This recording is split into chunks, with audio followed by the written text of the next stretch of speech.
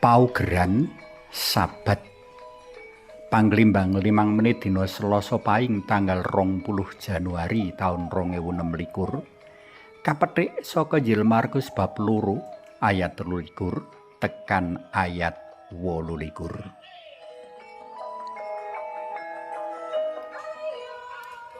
Sabat tegese ngaso.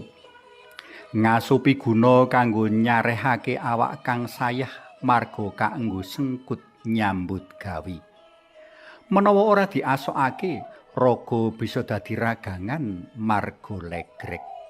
Mula ngaso mono sejatine mujudake sarana wigati kanggo njaga kasarasan. Kanthi ngaso, otot bebayu bisa pulih lan antuk kekuatan anyar kanggo tandang gawe maneh. Asile kejaba tandang gawe bisa luwih dawa, asile ya luwih becik. Tumrap wong Yahudi, wektu ngaso kapigunakake kanggo mawas diri, nglelimbang pengalaman sarta kanggo nyaket Allah Pangeran.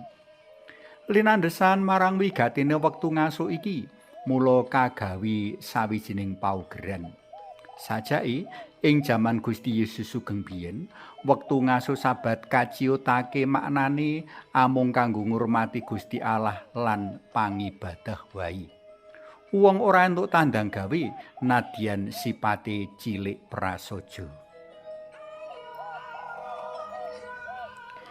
Paugeran Sabat nimbulake perkara rikala sing paugeran kalelakake utawa kasimpangake saka ancas sakawit. Dina Sabat kang kudune mbebasake, gawe bungah lan nuwuhake daya anyar kanggo nyambut gawe, ngayahi urip utawa kanggo manembah Allah kanthi luwih becik, malah dadi sanggan kang abot.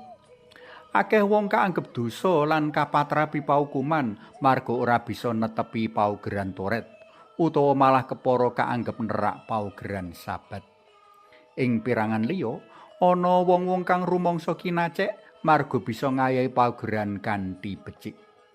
Paugeran Toret kang kudune ndandani sesambungan antara manungsa karo Gusti Allah lan antara manungsa karo manungsa malah nuwuhake cerah. Gusti Yesus rawuh nedya mbalekake paugeran Sabat kaya sakawit. Embel pranatan kang ngebot-boti nedya kasingkirake. Iki pratela ing ukara putraning manungsa mujudake Gustine dina Sabat.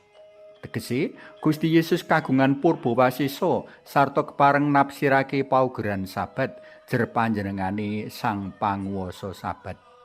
Ing dina Sabat wong antuk tumindak apa wae sauger ora cengkah karo paugeran welas asih. Kepara paugeran Sabat bisa wae katerak rikala sumurup wong mbutuhake pitulungan.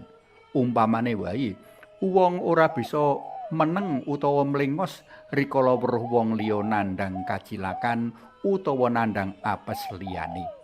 Emane kupiya iki mau antuk pepalang saka wong-wong Parisi lan para ahli Toret kang mbok menawa antuk bathi saka njaga paugeran mau. Para tresna pelem kinasih mbligekake wektu kanggo ngaso banget wigati kanggo njaga kasarasan lan nuwuhake kekuatan anyar amrih bisa tandang gawe tansaya luwih becik meneh. Kang perlu kawigatekake yaiku aja nganti kakehan wektu ngaso tinimbang wektu tandang gawe.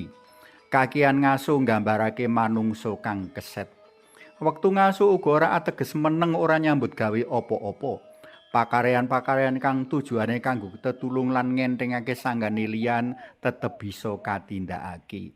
Aja nganti merga nggegeki wektu ngaso malah kainan merga wong liya nandhang sangsara.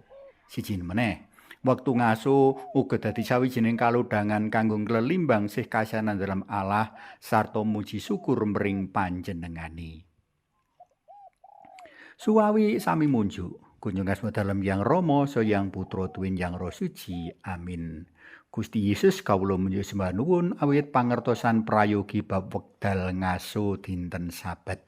Kawula kupiya nisihaken wekdal sawetawis kangge ngaso amrih jinaga kasarasan kawula lan pikantuk kekuatan inggal sarta saged atur panuwun mring sedaya berkahing Allah Rama kang Maha Kuwasa. Amin. Kunjung asma dalam Yang Rama Sang Yang Putra Tuwin Yang Roh Suci. Amin.